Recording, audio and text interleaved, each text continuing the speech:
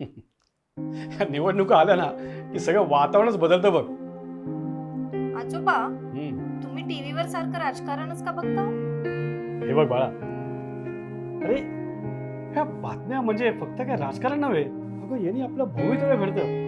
आणि तुझं तर आता हे पहिलंच मतदान आहे, तेव्हा तू ते अजिबात हलक्यात घेऊ नकोस. बाळा कसं आहे ना, माझं तर आयुष्य मी जगलोय, पण तुझ्या भवितव्यासाठी तुझं एक मत सुद्धा महत्वाचं आहे. त्यामुळे हे असं हलक्यात घेऊ नकोस. आजोबा, माझा विचार झालाय, मी मतदान करेन, पण नक्की कोणाला मत द्यायचं? नेतृत्व काय असंच तयार होत नाही.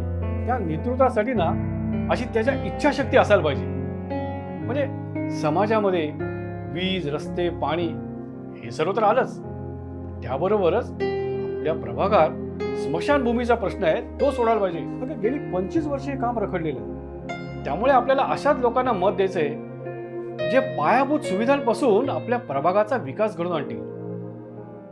वाहतूक, पाणी, रस्ते, कचरा आणि पार्किंग यांसारख्या सर्व समस्या सोडवण्यासाठी प्रभाग क्रमांक 40 मधून राष्ट्रवादी काँग्रेस पक्ष यांचे अधिकृत उमेदवार आहेत प्रभाग 40 श्री कवडे बाळा उर्फ सुरेश लक्ष्मण, प्रभाग 40 सौ मार्कड वर्षा सतीश, प्रभाग 40 सौ धर्मावत सपना अमोल, प्रभाग 40 श्री बधे अण्णा उर्फ गंगाधर विठ्ठल. चला तर मग सकारात्मक बदल घडवूया, नवीन प्रशासन आणूया.